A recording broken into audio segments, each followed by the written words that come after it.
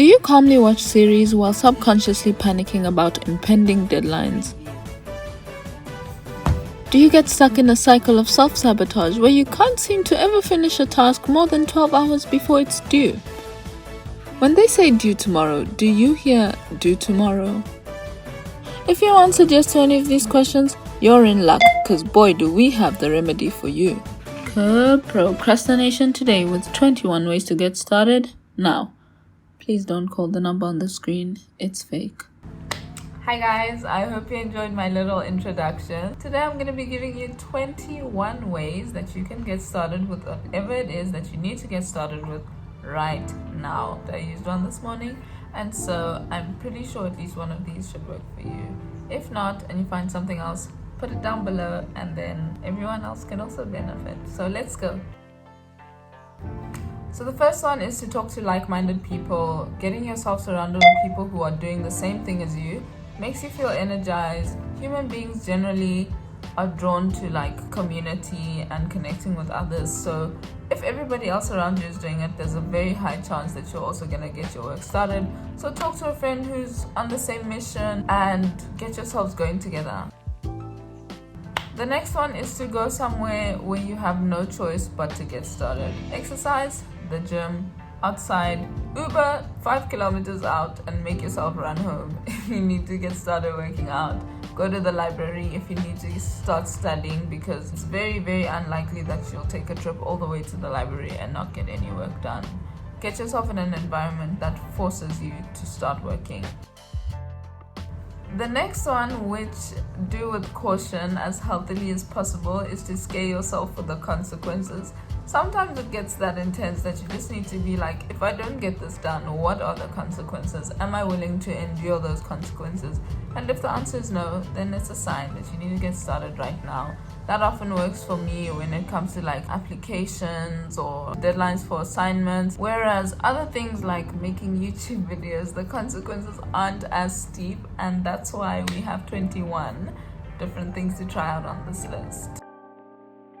The next one is to think about how much value doing something else would add to your life. If you have an assignment to work on or a project deadline, or you've got to start working out, whatever it is, and you choose not to do it, how much value is what else you're going to do instead going to add to your life? So if you choose to stay at home and watch Netflix, go out for coffee with some friends, or just laze around in bed, how much value is that going to add to your life in comparison to what you're supposed to be doing?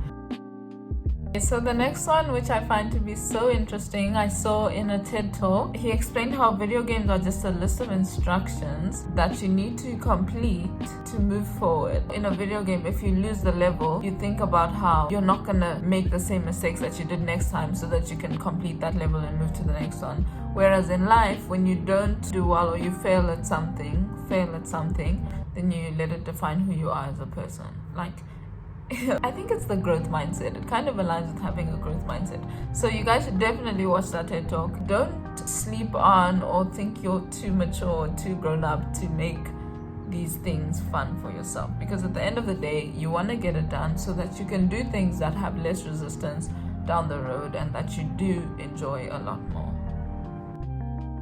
Break things down into smaller intervals. So if you're working out, for me the key thing is consistency. So I'm never hard on myself in terms of how many reps I can do. If I want to do 50 reps, I don't have to do 50 reps in a row. I can do 10 reps, take a break, do another 10, take a break, and tomorrow I'll probably do 15 and then take a break, and 15 and take a break. When it comes to working, if need be, study for 10 minutes, take a 2-minute break to look around and get back into it, and eventually you'll get yourself in the flow stage. You'll become very absorbed and focused. Also, it's less daunting if you tell yourself, I'm only gonna work for 15 minutes, then I'm gonna do something else for another 10 minutes. It seems extreme, but sometimes there are just situations where you feel so much resistance to get the work done that it literally just makes sense to negotiate with yourself in that way. didn't take this as literally as I should have. I don't know if you guys watched my 12-hour study video. When I had that like 1 hour study break, I went and watched Netflix, and then my break ended up extending by half an hour and I almost didn't get back up. When it's time to focus, avoid all of those traps. Like, don't even let yourself use them as a reward, because it's just too much of a risk.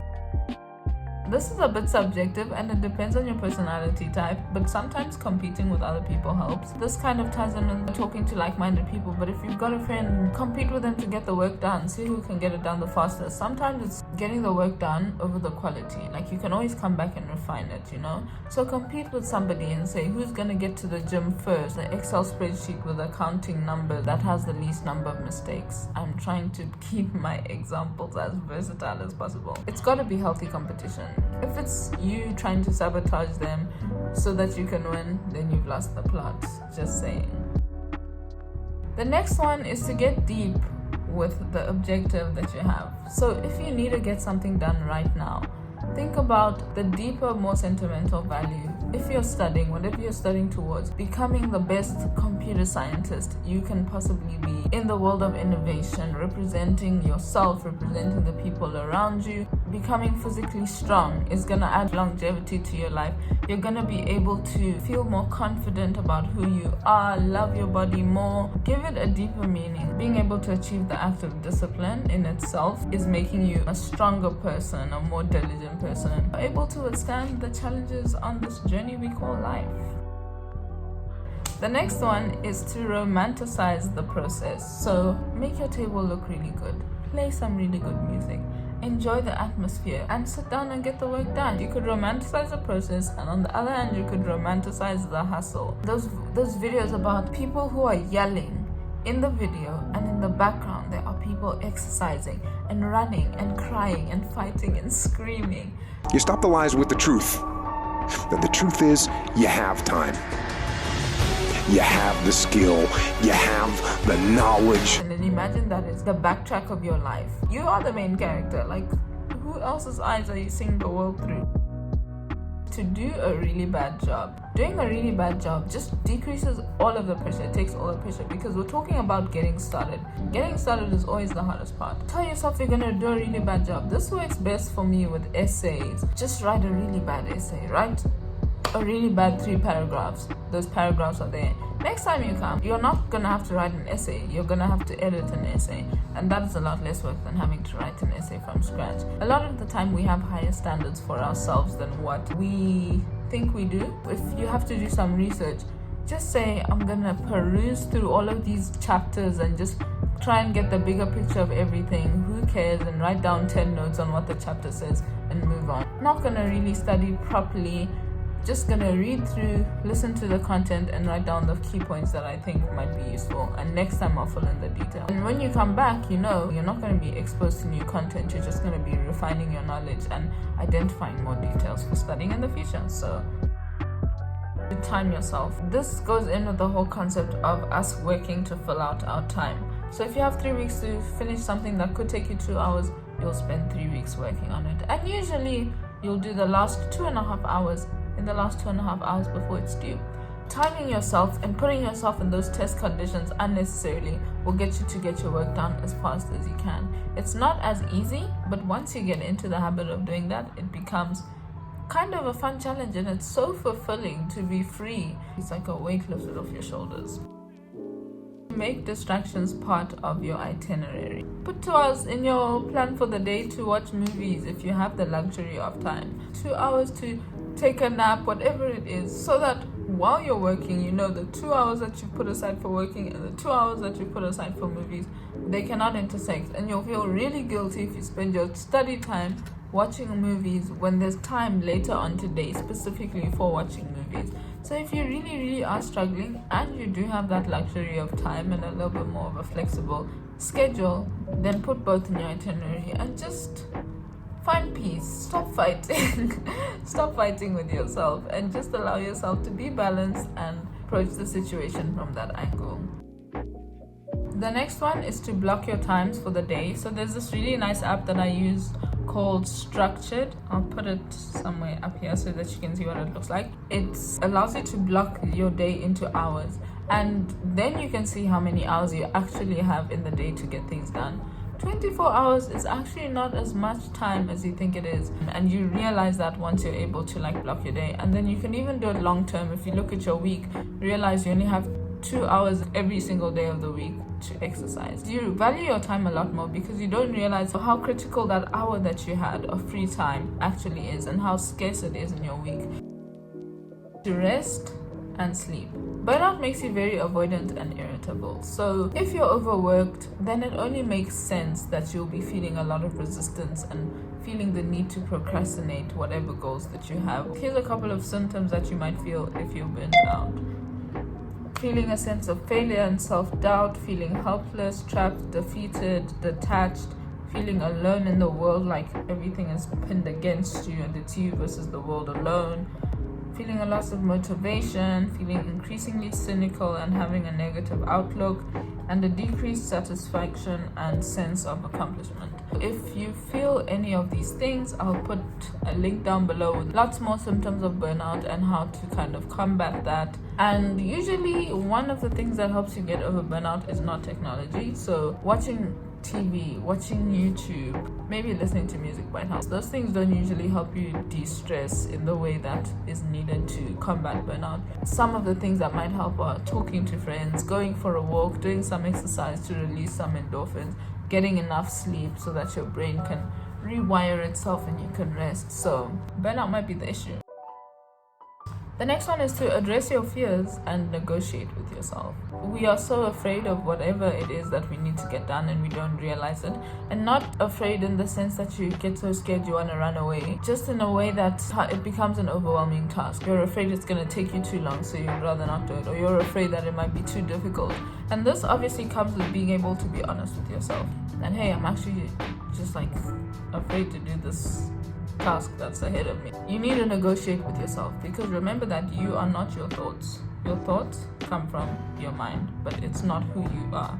And so as much as you can come up with ideas as to why you might not be able to do it, you can also combat those ideas. Once you break it down into small goals, work on them slowly and see and feed off of the success that you get from succeeding in those small areas. And if you're going into something that nobody else has ever done before, then you're a pioneer, and that is 10 times more of a reason why you need to get started right now and pave the way for the rest of us. The next one is to ask for help, and this works very well for me because usually when I ask somebody for help, then I don't want to disappoint them and I want to make them feel like their help was worth it, because you're taking up somebody else's time. It's less intimidating because you're sharing the load, and I usually feel way more encouraged and enthusiastic and motivated to get something done, especially when somebody is helping me out. The next one is to look at your past successes, and this is usually called the cookie jar method. Look at all of your past successes as justification for why you can succeed this time. Everybody has succeeded before, even if it is small. There's always something that you can work from. You got out of bed today, you're watching this video, it shows you have initiative.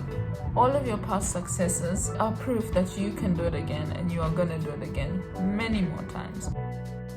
To release attachment to the result. You are not your marks, your weight, your performance appraisal, your thesis. Those things do not define who you are, and they don't define your self-worth as a person either. You remain loved and unique and deserving of goodness regardless of the outcome of these things in your life. So build a positive relationship with them and get them done. So whatever it is that's your objective should not control how you feel to the extent where your self-worth deteriorates at the mercy of whatever it is that you get done. And it's not the easiest thing to do. I personally don't know if anybody ever completely detaches themselves to the outcome of their objectives, just because we live in a very performance-based world. But it definitely does get easier over time with practice. You see how other people do it. Look for shortcuts. Get some tips and tricks, because it'll make you enthusiastic, because you want to apply those tips and tricks that you've learned from other people. And so it becomes a fun experience, because now you're trying to figure out how you're going to do it as efficiently as possible. That brings me to the end of this video. I hope you guys found it useful. Here's to another successful week. Spread love, work hard, and be kind. I'll see you guys all on my next video. Bye.